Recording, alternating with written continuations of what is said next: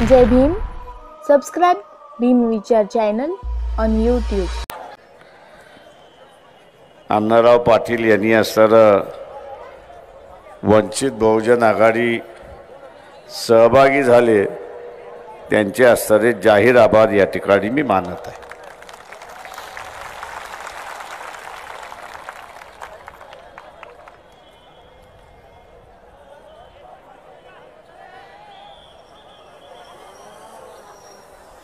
वंचितांची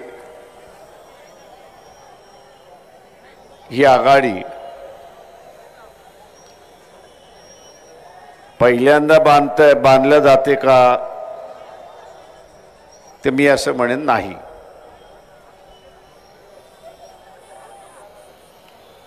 मध्ये सुद्धा आम्ही असताना ही आघाडी बांधण्याचा प्रयत्न केला, उभी राहिली, नावारूपाला आली, पण काही जणांनी तिला असताना यशस्वी होऊ दिली नाही.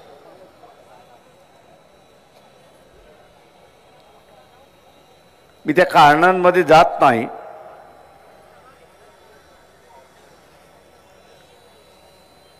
पण आज आपण नाकारल्या गेलोत, डावलल्या गेलोत,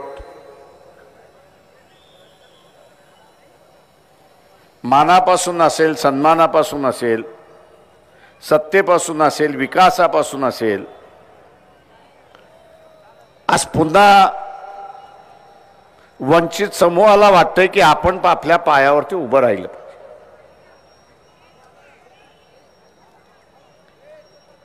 आपल्या पायावरती उभं राहिलं पाहिजे असं त्याला वाटतं.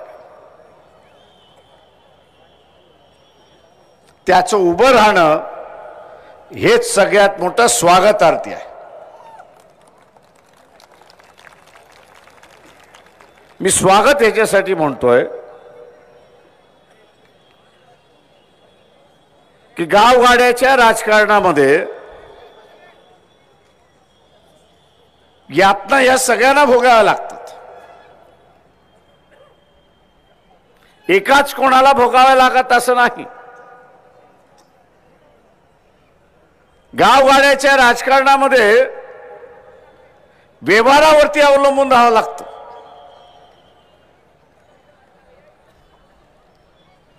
सगळ्यांच्या मनामध्ये असतं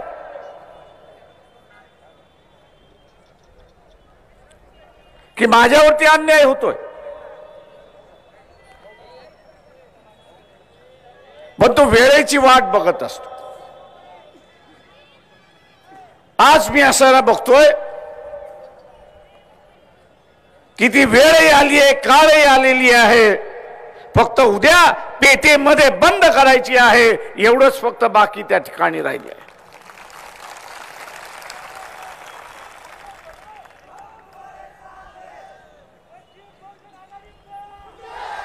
आम्ही सत्ता का मागतो?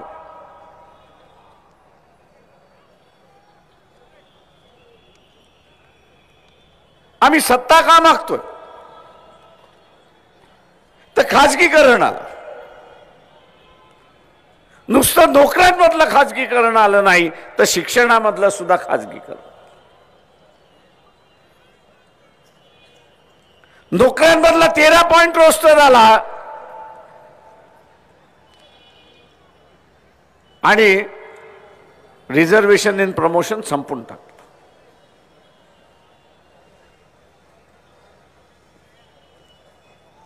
शिक्षण क्षेत्रामध्ये खाजगीकरण आलं आणि अनेक जण आर्थिक परिस्थितीला अनुसरून शिक्षण घ्यायला लागले. अशी परिस्थिती उद्याच्या कालावधीमध्ये समझोता करता येणार नाही, तर शिक्षणच सोडावं लागेल. काय एवढं महागडं केलं जातं.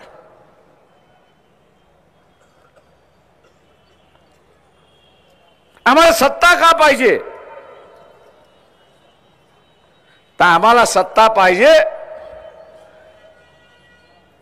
महाराष्ट्रातला असेल, देशातला असेल, शिक्षण ही कुटुंबाची जबाबदारी राहणार नाही, तर शिक्षण हे सरकारची जबाबदारी राहील आणि सरकारने शिक्षण त्या ठिकाणी दिलं.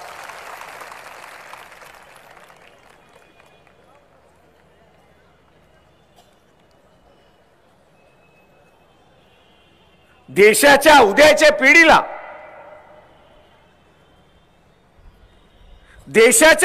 पिढीला लहानपणापासूनच त्याला स्पर्धेमध्ये उतरवल्या जाते आणि स्पर्धेमध्ये उतरला की त्याची पूर्ण मानसिकता बदलते. जे शिक्षण त्याला सहज मिळालं पाहिजे, ज्या शिक्षणाच्या माध्यमातून त्याची एक माणुसकी जागृत झाली पाहिजे, मानवतावाद जागृत झाला पाहिजे, याच्यापेक्षा शिक्षण आता त्याला स्पर्धात्मक करते आणि स्पर्धात्मक करून तो वसुलीची भाषा त्या ठिकाणी बोलायला लागला. तो वसुलीची भाषा बोलायला लागलाय की मला शिक्षण घेताना एवढा 40 लाखाचा खर्च झाला, आता तो मला वसूल केला पाहिजे आणि तो वसूल सर्वसामान्य माणसाकडून करतोय. हे जे वसुलीचं तत्व,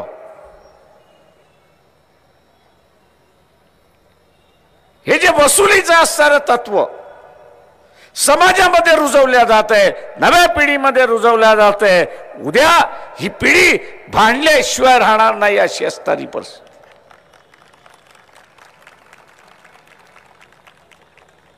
म्हणजे आम्ही असं जे म्हणतो की सध्याचं सरकार समाज व्यवस्था बिघडवण्याचं जे काम चाललेलं आहे, समाज व्यवस्था जे बिघडवण्याचं काम चाललेलं आहे, ते इथे विचारसरणी बदलूनच करायला लागली. सामंजस्य हे उद्याचं वाढवायचं असेल, बंधुता हे जर वाढवायचं असेल, माणुसकी हे जर वाढवायचं असेल, तर समाजामधली स्पर्धा आणि विशेष करून विद्यार्थ्यांमधली स्पर्धा कमी करणं हे कुठल्याही सरकारची जबाबदारी असली पाहिजे.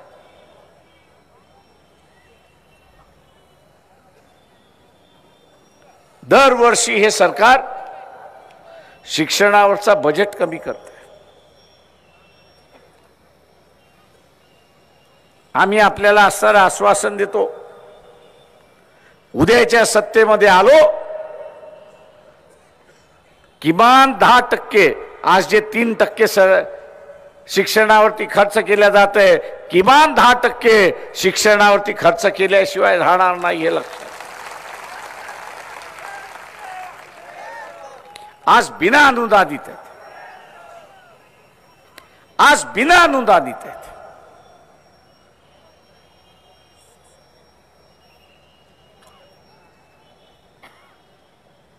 या बिना अनुदानित शाळेमधल्या विद्यार्थ्यांचं शोषण चाललंय.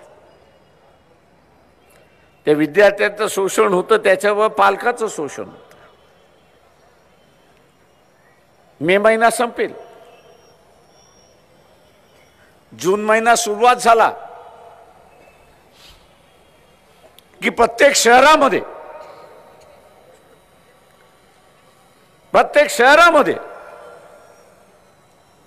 पालकांचे मोर्चे निघतात. पालकांचे मोर्चे निघतात आणि काय पालकांच्या मोर्चाची मागणी असते? फिया वाढल्यात, आम्हाला परवडत नाही, त्या असणाऱ्या कमी करा. फिया वाढल्यात, आम्हाला परवडत नाही, कमी करा, म्हणून त्या पालकांचा मोर्चा असतो. मी या सर्व पालकांना विचार, एक सेकंद तरी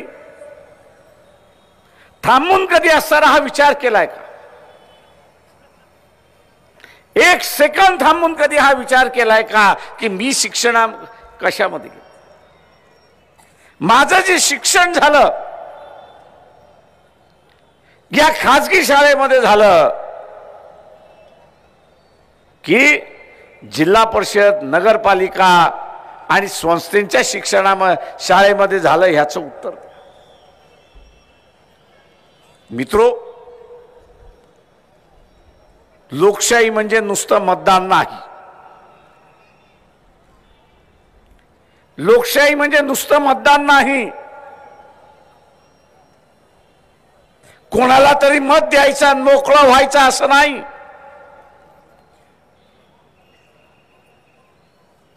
ते इथल्या सर्वसामान्य माणसांनी ठरवलं पाहिजे. इथल्या सर्वसामान्य माणसांनी ठरवलं पाहिजे की मला व्यवस्था कशी पाहिजे.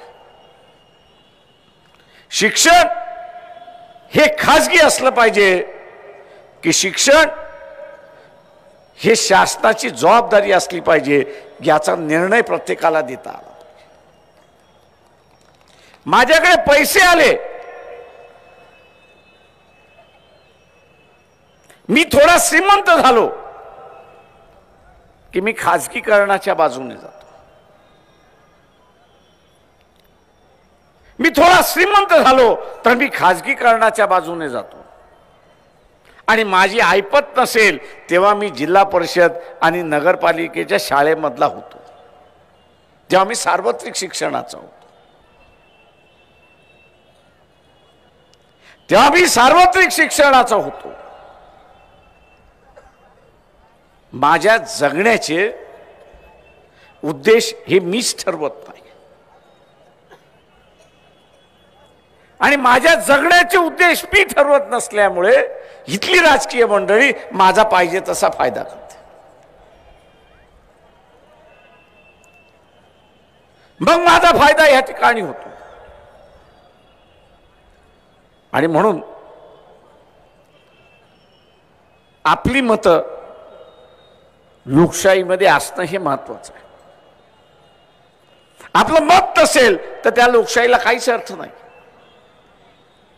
70 वर्ष स्वातंत्र्यानंतर आज वंचितांची मूवमेंट, चळवळ आपण उभी करतोय.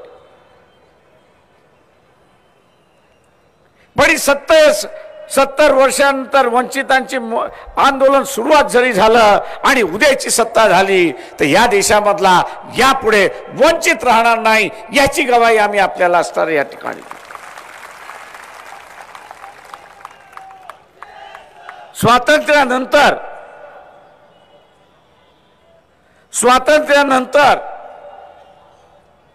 70 वर्ष झाल्यानंतर एक समूह स्वतःला वंचित म्हणतोय.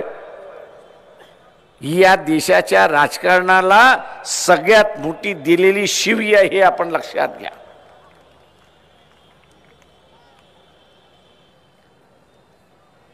राजकारणातले धुरंधर, जाणता राजा काय काय उपाधी घेऊन या ठिकाणी जगले. सामान्य माणूस ज्यावेळेस म्हणतो मी वंचित राहिलो, त्यावेळेस त्यांनी न सांगता त्याची वाजून दिलेली असते, हे लक्षात घ्या. आणि म्हणून उद्याच्या ह्या कालावधीमध्ये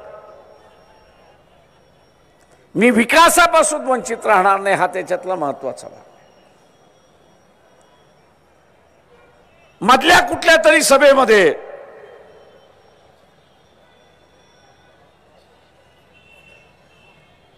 टेक्नॉलॉजी,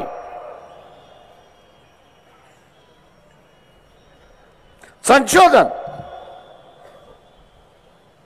हे होत राहणार, बदल होत राहणार आणि ते झाले पाहिजे. त्याला कोणी थांबवता कामा नये. पण कुठलं संशोधन आणि कुठली टेक्नॉलॉजी हे माणसाच्या उपयुक्त आहे याचा निर्णय घेण्याची ताकद त्या ठिकाणी असते. याची निर्णय घेण्याची ताकद असली पाहिजे. नाहीतर आज महाराष्ट्र शासन आपण बघत असाल परदेशामध्ये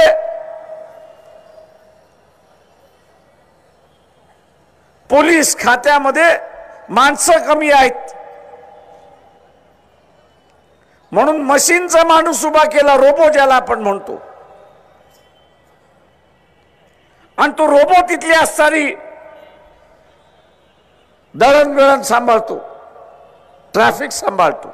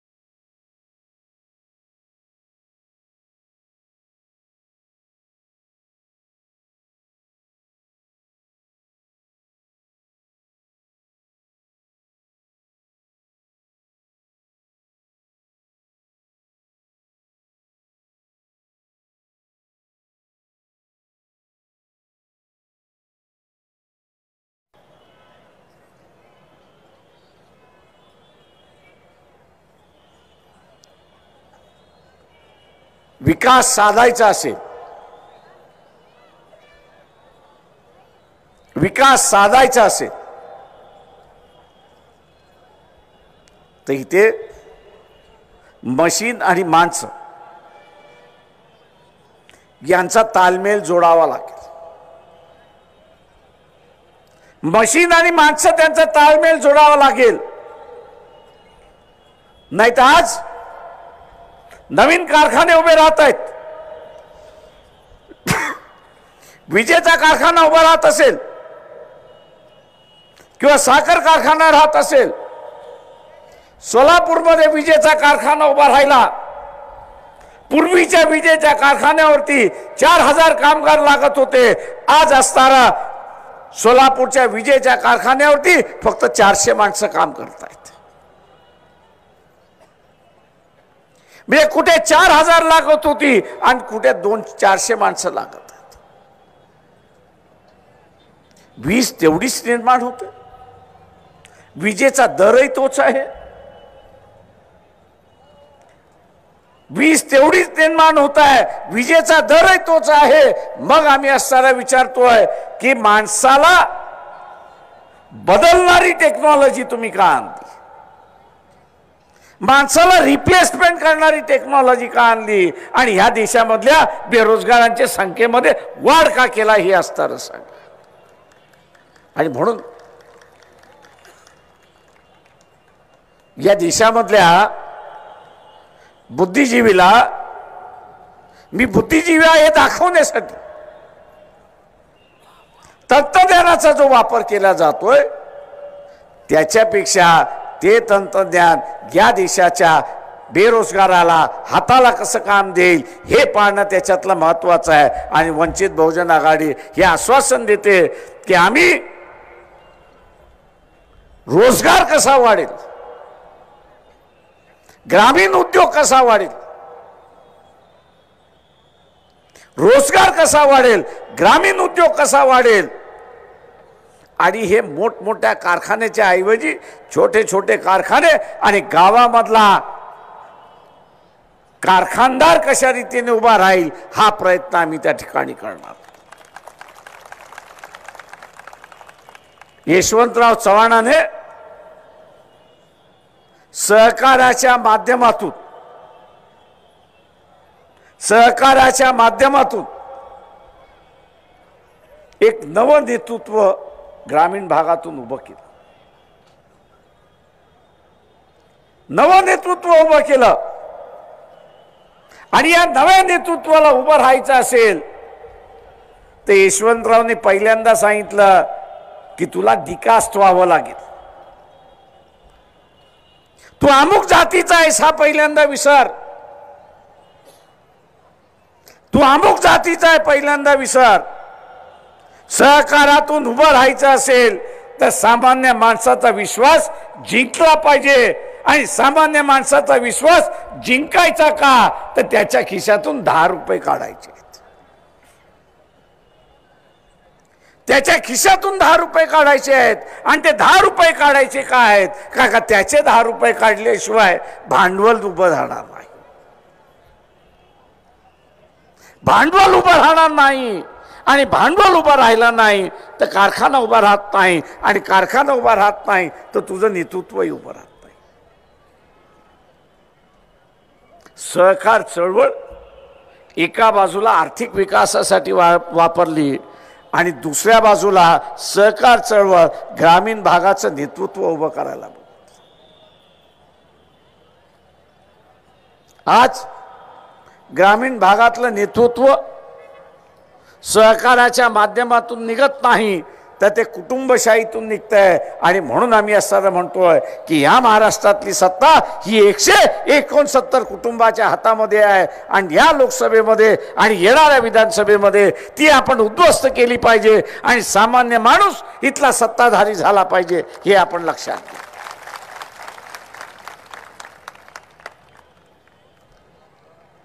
सामान्य माणूस हा जर सत्ताधारी व्हायला लागला तर एक फार मोठा बदल आपण या देशामध्ये, या निवडणुकीमध्ये आम्ही एकही प्रस्थापित उभा करणार नाही. 48 चे 48 उमेदवार हे आपल्यामधले असतील, प्रस्थापित मधला एकही उमेदवार नसणार. आणि या उमेदवारांच्या बाजूने आपण उभे राहिलात, या उमेदवारांच्या बाजूने आपण उभे राहिलात तर या देशातल्या सगळ्या राजकीय पक्षांना घराणेशाही सोडावी लागेल आणि सामान्य माणसाकडे यावं लागेल, हे आपण असताना लक्षात घ्या.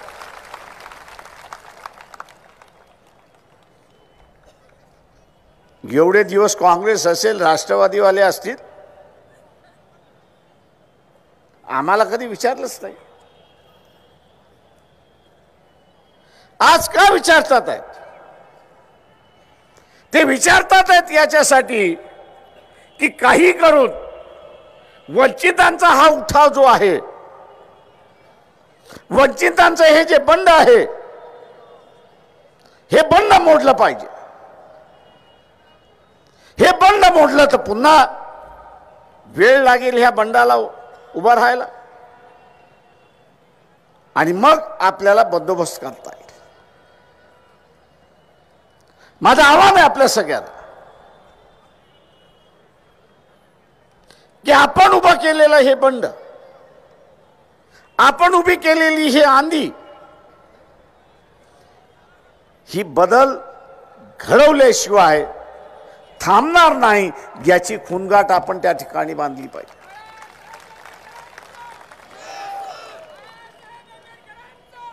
ही थांबता कामा नये.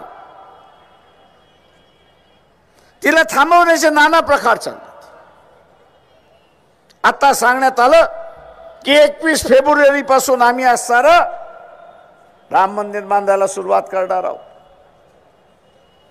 आम्ही आज सारं म्हणतो 4 वर्ष आणि 8 महिने झोपला होतात का? तुम्ही कुंभकर्ण आहात का हे पहिल्यांदा सांगा. काका कुंभकर्ण असाल तर रावणाबरोबर तुम्हाला ठेवावं लागेल आम्हाला.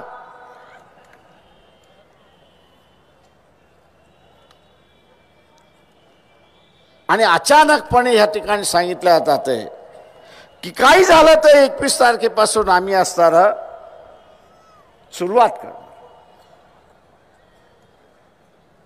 म्हणजे या देशाच्या कोर्टावरती सुद्धा विश्वास नाही. लवकर ऐका, कोर्टाने सांगितलं 50 पेट्या त्या आम्हाला वाचाव्या लागतील. आम्हाला जशा वाचाव्या लागतील तशा वकिलांना वाचाव्या लागतील. त्या 50 पेट्यामध्ये काय दडलेलं आहे हे वकिलांनी सांगितल्याशिवाय आम्हाला निकाल देता येणार नाही. वेळ लागेल. तुम्हाला वेळ लागो काही लागो, मोहन भागवत म्हटले की ऑर्डिनन्स काढा. मंदिर बांधण्यापेक्षा हिंदू मुसलमानाचं वातावरण कसं होईल याकडेच त्या ठिकाणी बघितलं जातं. प्रयत्न काही आहे, मंदिर बांधायचं नाहीये. प्रयत्न हा आहे की हिंदू मुसलमानाचं दंगली कशा होतील, हिंदू मुसलमान वातावरण कसं होईल. आणि ते झालं तर मग इथल्या मुसलमानाला काबू करण्यासाठी सगळ्या हिंदूंनी एकत्र या आणि सत्ता आमच्या हातात द्या. आपण विचारलं पाहिजे, बाबा किती माळी समाजातल्यानं उमेदवारी देणार आहात, किती धनगर समाजातल्या लोकांना उमेदवारी देणार आहात, किती इथल्या असणारा लोहार उमेदवारी देणार आहात, कुंभारापैकी आहे, घैसाळापैकी आहे, वंजाऱ्यापैकी आहे, नागपंथींपैकी आहेत, किती जणांना देणार आहात. मग सत्ता ही कुटुंबांमध्ये, मध्ये काँग्रेसकडून असो किंवा राष्ट्रवादीकडून असो किंवा बीजेपीकडून असो किंवा सेनेकडून असो, हे नात्या गोत्यातलं राजकारण आहे. आणि म्हणून एक लक्षात घ्या, काँग्रेसकडून उमेदवार आला काय आणि सेनेकडून आला काय एकाच नात्यातले, हे नात्या गोत्याचं राजकारण आहे. आणि म्हणून उद्या 21 फेब्रुवारी नंतर हे वातावरण बिघडवायला सुरुवात करतील. त्याचं कारण की वंचितांच्या हातामध्ये सत्ता जाऊ नये हा त्याच्यातला असणारा हेतू आहे. राम मंदिर बांधण्याचा हेतू नाही, हे आपण लक्षात घ्या. आणि म्हणून आपली एक जबाबदारी आहे. आणि म्हणून आम्ही असणारा औरंगाबादच्या पत्रकार परिषदेमध्ये जिल्ह्यातल्या अध्यक्षांना आव्हान केलं की 21 तारखेच्या अगोदर वंचित बहुजन आघाडीच्या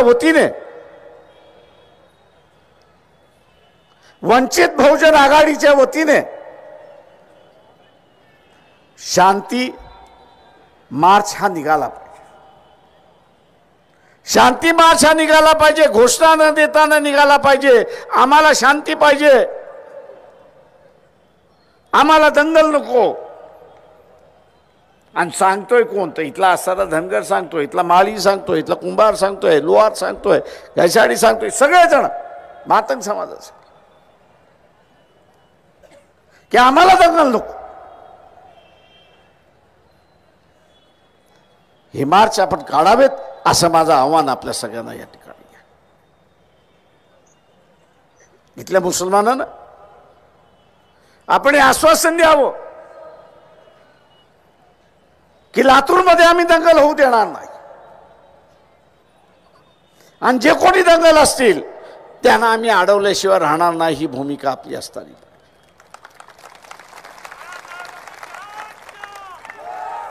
काका ही भूमिका मला शासनाकडून अपेक्षा नाही. या शासनाकडून मला असणारी ही अपेक्षा नाही. या सरकारला दंगल पाहिजेच. आणि या सरकारला दंगल पाहिजे म्हणून ते असणारं दंगल घडवू देतील. अशा स्थितीमध्ये या देशाचे मालक आपण आहोत, इथला राज्यकर्ता नाही. या देशाचे मालक आपण आहोत. सरकार नाही, पोलीसही नाही, हे लक्षात घ्या. आणि म्हणून काही वेळेस परिस्थिती आपल्या हातामध्ये घ्यावी लागते. आणि शांततेसाठी ही परिस्थिती आपल्या हातात घेऊन गावामध्ये, लातूर जिल्ह्यामध्ये शांतता राहील हे आपण त्या ठिकाणी पहा, असं आव्हान मी आपल्या सगळ्यांना या ठिकाणी करतो. आम्ही जे आरोप करतो की हे शासन संविधान मोडायला निघालेलं आहे.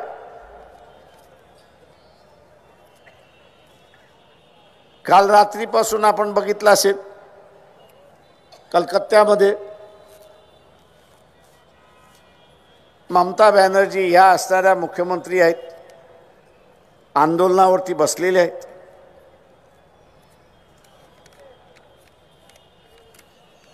का बसले?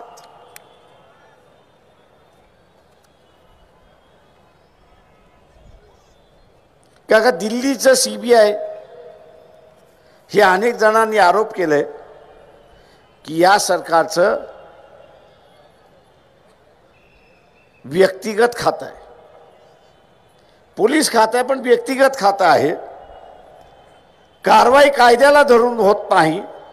तर या सरकारला ज्या कारवाया पाहिजे त्या कारवाया करतात आहेत. आणि म्हणून 2-1 महिन्यापूर्वी आंध्र प्रदेशचे चंद्रबाबू नायडू आणि वेस्ट बेंगॉलच्या मुख्यमंत्री ममता बॅनर्जी यांनी सांगितलं की सीबीआयला आम्ही थारा देणार नाही, जागा देणार नाही, त्यांचं दुकानं बंद त्यांनी करा. कायदा ज्यांना माहीत नाही त्यांच्यासाठी सांगतो. सीबीआयच्या कायद्यामध्येच असं म्हटलंय, ज्या राज्याने त्यांना परवानगी दिली त्याच राज्यामध्ये ते काम करू शकतात. ज्या राज्याने त्यांना परवानगी दिली त्याच राज्यामध्ये काम करू शकतात. ज्यावेळेस ज्या राज्याने परवानगी काढून घेतलेली आहे त्या राज्यांमध्ये ते काम करू शकत नाही. वेस्ट बेंगॉलच्या सरकारने ते काम काढून घेतलं अशी असणारी परिस्थिती आहे. काम काढून घेतलं. सीबीआय आमच्या इथे येणार नाही. आणि सीबीआयचे अधिकारी ज्यावेळेस कारवाई करायला गेले त्यावेळेस पकडणं तिथल्या पोलिसांना अनिवार्य होता. का कायदा आणि सुव्यवस्था याची जबाबदारी केंद्र सरकारवरती नाही, तर कायदा आणि सुव्यवस्थेची जबाबदारी ही राज्य शासनाचा हे आपण लक्षात घ्या.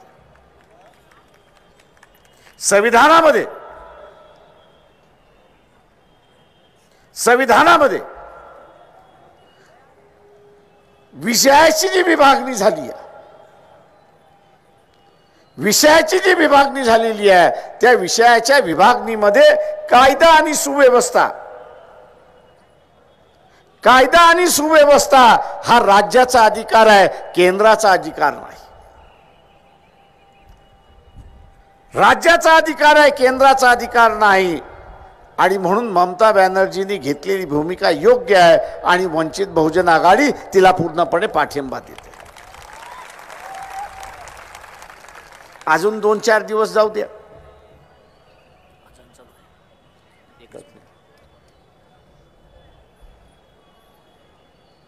अजून 2-4 दिवस जाऊ द्या.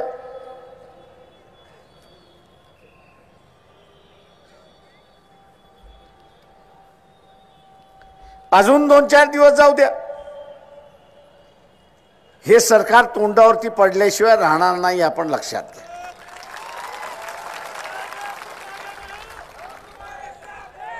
कारण का काल की आज माझ्या अंदाजानं सुप्रीम कोर्टाने एक विचारलं की बाबा जे काही कारवाई झाल्या त्याच्यामध्ये कागदपत्र फाडलीत का एवढं सांगा.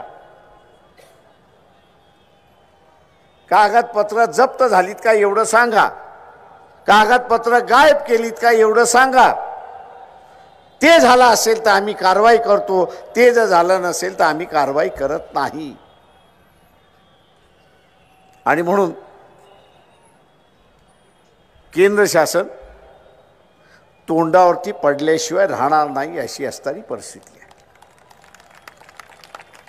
जो आरोप या सरकारवरती केला जातो, जो आरोप या सरकारवरती केला जातोय की संविधानिक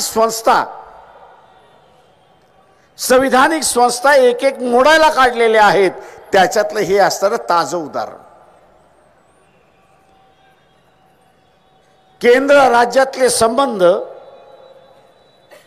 हे विषयावरती अवलंबून आहेत.